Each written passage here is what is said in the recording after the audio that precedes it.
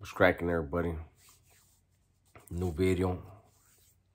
And I'm going to tell you guys right from the jump, this video is about the closest to that line that I'm willing to go, right?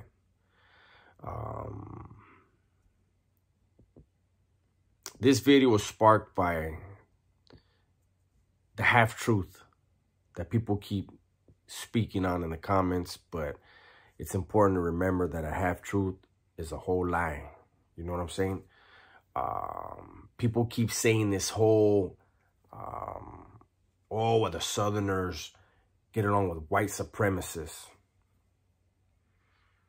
That's people that get all their history from Hollywood. You know, I've touched on this subject before. This time I'm going to go a little bit more in depth. As in depth as I'm willing to. And my hope is this is the last time I'll ever have to speak on this, okay?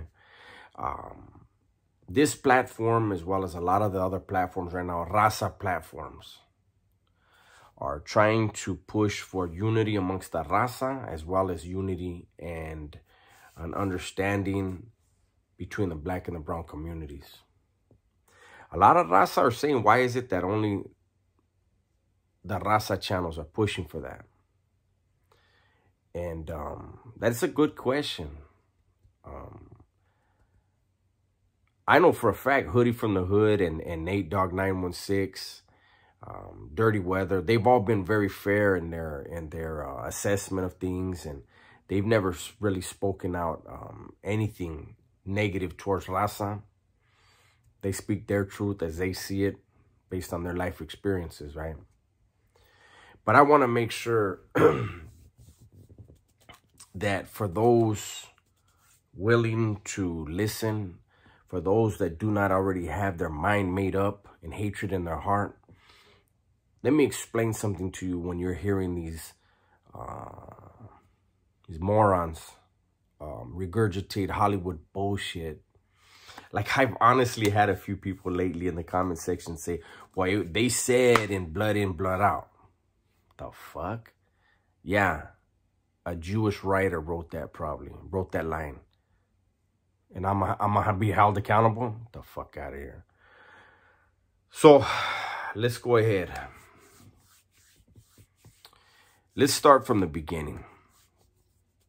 So, in California, you have the Big Four, right?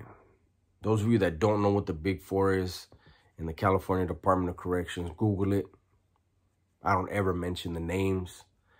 I'm just going to say the Big Four, right? So within the Big Four, you had one organization where the Raza from Southern California fell under. You had another organization where the whites fell under. You had another organization where the Raza from Northern California fell under. And then you had another organization where, for a time, the blacks fell under. Okay? So we're going to speak to the time back in the days, 60s and 70s, when the Big Four was still on the yard, intermittently, right? Back then, the groups that control the Raza from up north and the blacks, they were aligned against the other two groups that the Raza from down south and the whites fall under, okay? Those four groups had with the two allies, they went to war. They did their thing, right? And that's the truth. What isn't true is the fact that that group that the whites fall under, that it was a white supremacist group. That's false.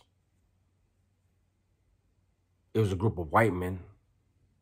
But to put white supremacists on them, that's not what they were. Okay? But it's true there was an alliance between the two of the Big Four and the other two Big Four, and they were at war. So you had in the 80s where the administration decided, you know what? The big four is no longer going to be allowed to be on the main line. And they slammed them all down, buried them, put them in dungeons. It was bullshit what they did. But they did so trying to quell the violence and stem the murders and the bloodshed, right? Now, it has to be said, and this is in no way disrespectful to anyone, okay? But I'm trying to get people to understand this. The group that the Raza from Southern California fell under, or falls under, they were placed in the hole. But when they were placed in the hole, they had tens of thousands of followers who were loyal to them, who, when they were slammed down, picked up their flag and planted it everywhere they went. Became that organization's eyes, ears, mouth, hands, feet, and heart. Their backbone. Okay? Tens of thousands. Unfortunately for the group where the whites fall under, during the time when they were slammed down, they didn't have tens of thousands of people loyal, people willing to do the things that were needed to do, but they did have hundreds that were killers. But you got to remember that was in the 80s. And as the years rolled by, the administration was snatching people up. Unlike the Raza from down south, who's always thousands are waiting in the county jails to fill up bed space in the CDC, the whites didn't have those numbers. And so those that were on the line with that one group from the big four that they fell under and got direct schooling from them, they were getting slammed down. And so the alliance that existed between those two organizations began to diminish amongst the Raza from down south and the whites on the yard. Later, what happened was real white supremacists came in. Skinheads. People who were righteously racist. And contrary to what people believe, the Raza from down south went at the skinheads many times. Went after white supremacists many times. See, but people don't like to talk about that because it makes them feel better when they hear about someone they love being victimized by the Raza from down south. It's like, oh, well, because they had the white supremacists with them. They don't move together. And then you had on the other side, you had that organization where the blacks fall under. There was struggle amongst the black groups where that organization lost their ability to recruit, and the blacks became disorganized, dysfunctional.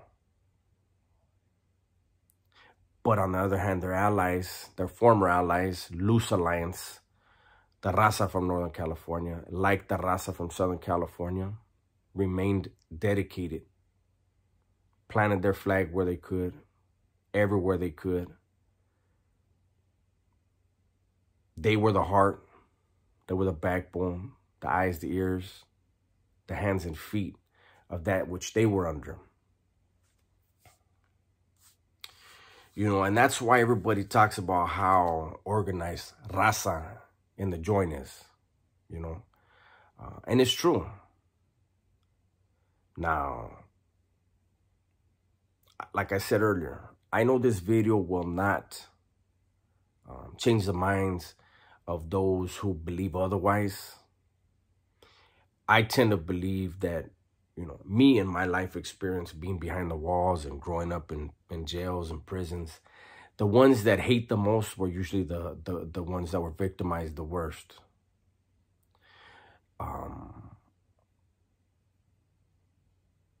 You know, I saw something the other day.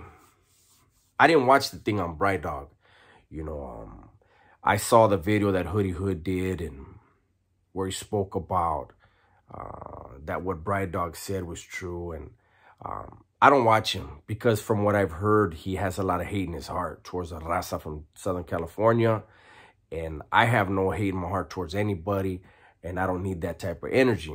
But I do want to say where, you know, shout out to Hoodie from the Hood, but I saw his video, and I saw where he said that Raza on both sides are puppets,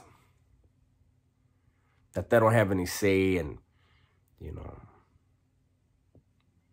And when I was listening to it, I was like, damn, Hoodie. When he said Crips are different, they roll different, I was like, no, they don't. They're not as organized. But if you say that we're puppets, the Raza are puppets, so are Crips, so are Bloods. Example, somebody you grew up with as a kid, best friends maybe.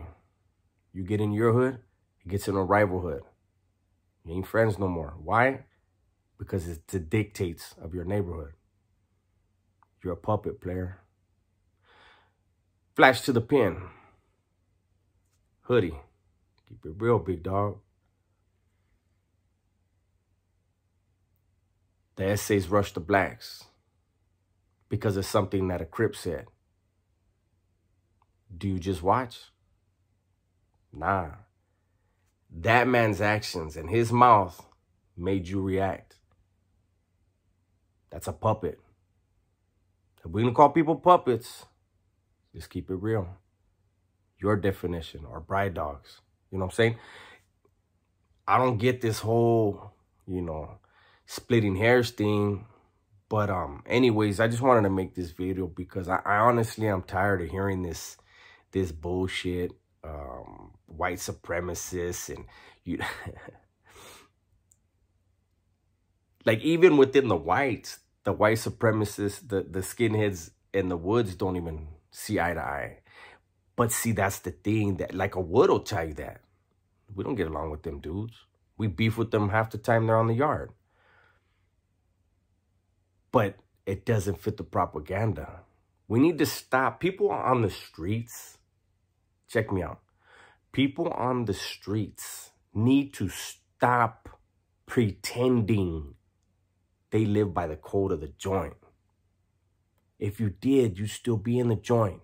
You wouldn't have made it out. You don't like being out here? You don't like hitting pussy out here? You don't like being around your family?